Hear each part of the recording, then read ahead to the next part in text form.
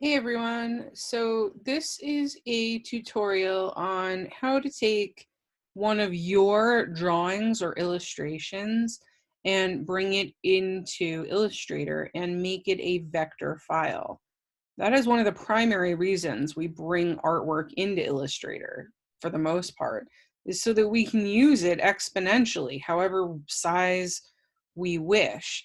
So it's one of the best things that you could do for these upcoming projects that you have to work on, because you have the ability to make them into pieces and parts that you can then break down and play with. So I wanted to show you maybe a little bit more complex piece for this first one, but I think it will still be valuable. So I'm going to drag and drop one of my illustrations onto the page. Now I just took a picture of it. As you can see, it's kind of gray. It's a little bit dark.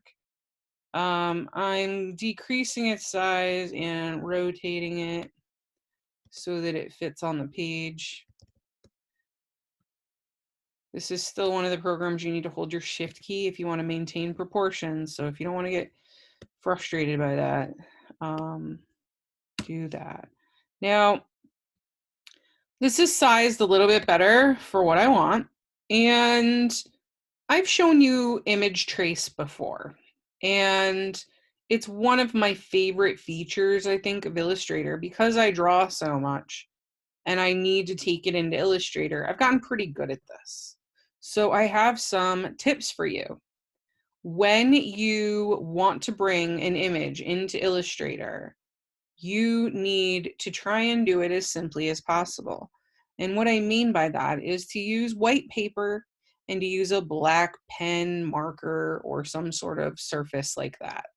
The thing is that the program itself, when you image trace, reads what's black, what's white, and all of the ratios in between, right? The percentages.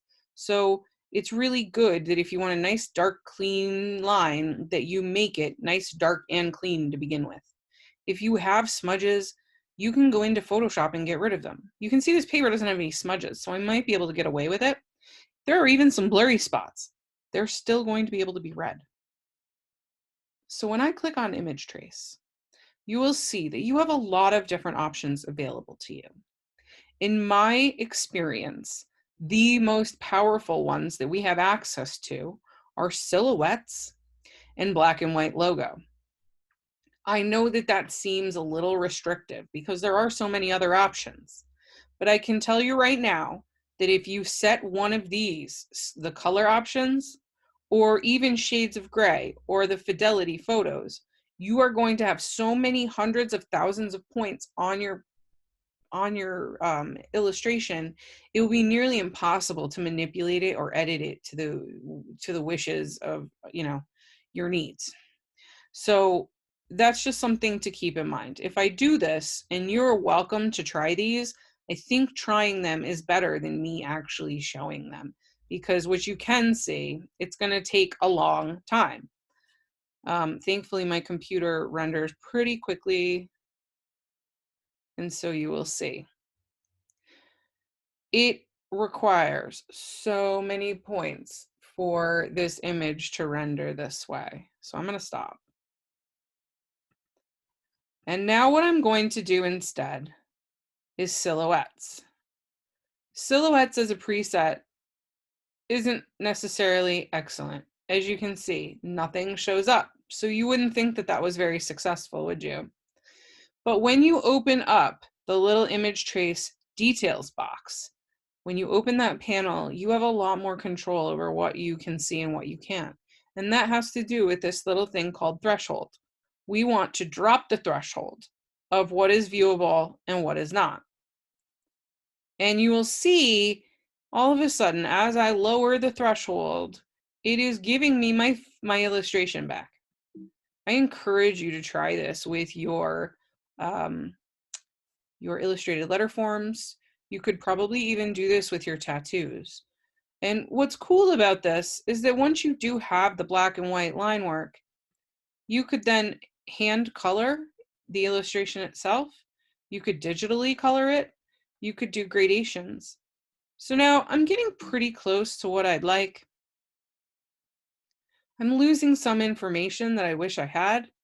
And then again, if I don't want just the black areas, the other thing I can do instead of silhouettes is black and white logo. If I select black and white logo as an option, the black areas won't just be selected. We will get the black areas and the white areas. That's an important thing to note as well. So from here, I can then do further adjustments and get this live trace or this image trace to be as close as I can possibly get it to what I wished. You could see how you could use Photoshop to tighten up some areas before you come into Illustrator. That is absolutely a technique I use, and I use it often. Other ways that you can further simplify once you have created a live trace is that you can go in and use the eraser tool, or you can absolutely delete specific areas. Now, another thing I want you to note about image trace, you will see paths and anchors. This is a really complex image, so I expect there to be a pretty complex number of paths and anchors. If you find that you have a pretty simple image and you are moving this around, you might find that you will find a sweet spot where there are less points, less anchors, and yet you still are able to have the same amount of information saved and made into a vector format. I'm going to leave it about here and I'm going to click expand. Now, expand simply means that this image is no longer an image. This image is now artwork, or vector artwork specifically. So now we can edit it. In order to edit a live trace piece of artwork, you want to use your direct selection tool, your white arrow tool. And when you select, especially when you've done and worked on one of these image traces and you use the black and white logo feature, you're going to have a big black exterior box. So delete that. One other thing I like to do just personally is I like to put a little box behind the artwork that I've created. Send that to back. That's Command Shift and bracket, and change the color of it so I can see what I'm working with.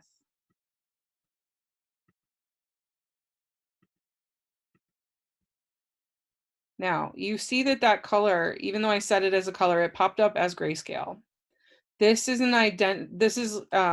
identifies to me that my system is set to grayscale. So what I need to do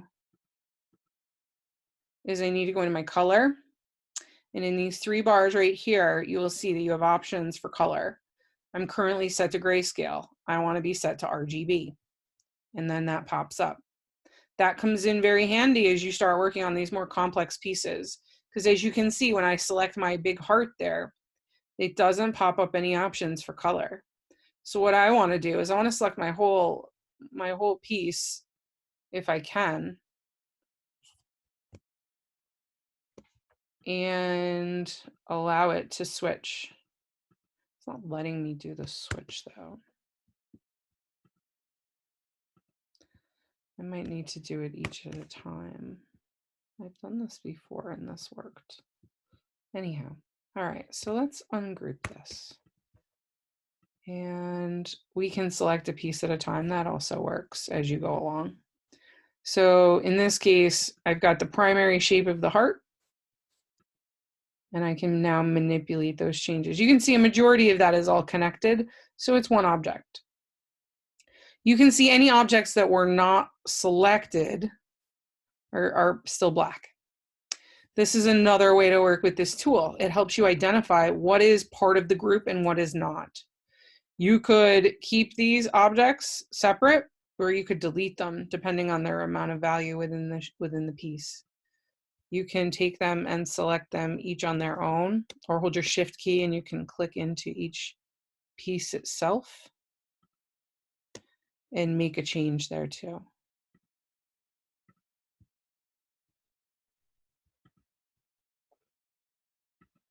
Some other cool features of this, you can take and delete areas. If you don't expect that you're going to put color in them, you can literally select these little spaces and delete them. And you can see they go right to the back.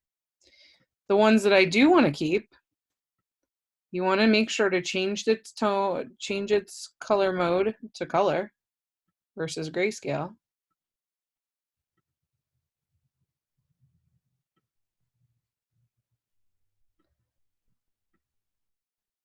And you could start playing with that.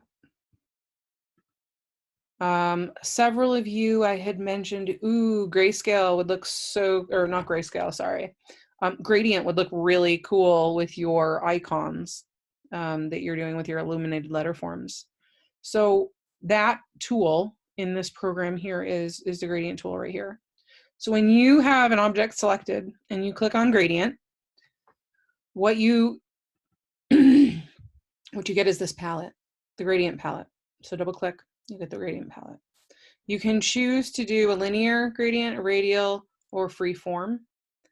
And we do have plenty of brush options here. So if you click under window, scroll all the way to the bottom, go to brush libraries, or sorry, we want to go to swatch. Go to swatch and then to gradients. And I mean, you can select anywhere you want to go. I'd start with brights and you could work your way down. You can actually see these fun gradations. Now, if you didn't want brights, you can use the arrows and move your way through color combinations. OMG. So I could take this and make this something that's a radial gradient. I could keep it vertical. I could change its angle. So instead of it going that way, it could go that way. And you can see how that would work. And then I could have the letters still pop out to the back if I wanted to, or I could have them actually mesh in with the original. You see how once you bring it into here, that all of a sudden you can do all sorts of different things. The parts and the pieces become, you know, able to be manipulated at a whole different level than what you can do by hand in terms of speed. That's really it. And and especially here with you all, you explore in such a wonderful way. I just want to give you the opportunity to kind of, you know, work through all your ideas quickly and efficiently, right? Because we sort of all want to know, okay, well, what would this look like if? What would this look like if? You know, it's just that's how we roll as artists. Always sort of wanting to go to that next step. So you can see how I can get really complex very quickly, and I can start messing with color and pattern and really play around. Now, what about there's a few of you who want to, you know, use type itself and then mess with the type itself. So I did want to show you that quickly as well. So let's say we want a big, thick typeface to play with when we're talking about this computer is relatively new, so I don't have a ton of awesome typefaces. So let's go with this. And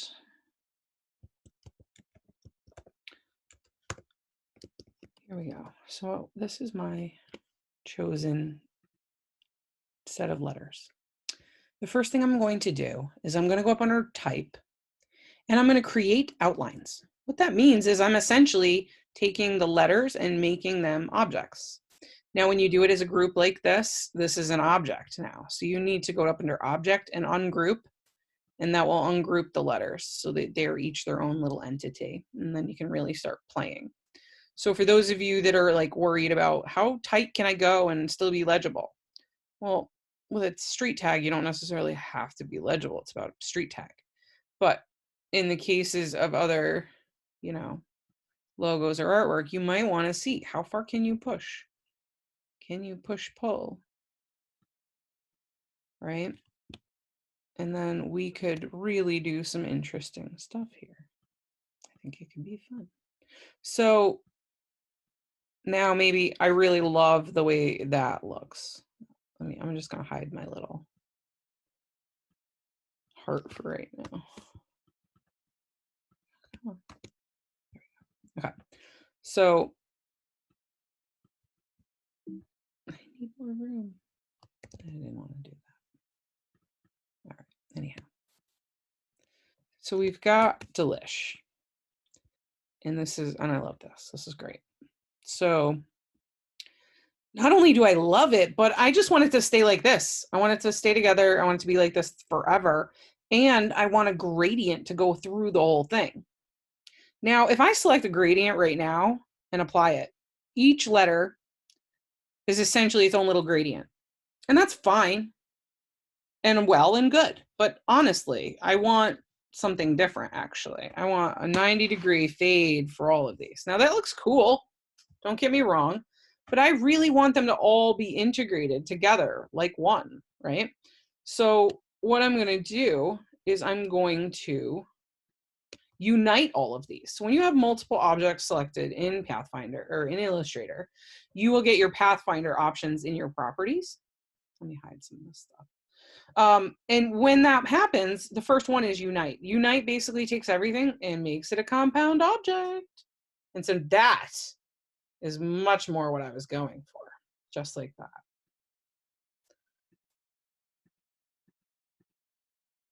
And then I can really play. I can, and I can mess with this too, by the way. If you've never explored gradients, this is the place to become an expert. You can drag them out and pull colors out of the gradient options. You can shift the gradient. You could change the proportion to which the gradient is, the proportion of it, right? This one has like a 90-10. Now it's about 50-50. How subtle do you want to make it? You can do really subtle things here. You could shift it to just a 2-color thing. Can change again its angle of operation. So could have it flow a different way. You could add colors as well. So if we wanted to start with something like that and we love that color, we could grab another color and maybe pop it right in the middle. Right there. Tiny touch of purple. So you can see how some interesting stuff can happen with just gradient. And so that's kind of, I was like, I think I commented on like half of your street tags, like, oh my God, I'd love to see this in Illustrator in a gradient. That's why, because the stuff like that, we can do all sorts of interesting things and you can play and you can find solutions that you kind of visually had in your head and you're like, how do I solve this? Well, let me just tell you. And you can scroll through these gradients and find some pretty funky stuff. Okay. Some really cool, funky stuff. All right. I hope this helps. I hope Live Trace, messing with some letters, messing with gradient. I hope this all helps. Be well.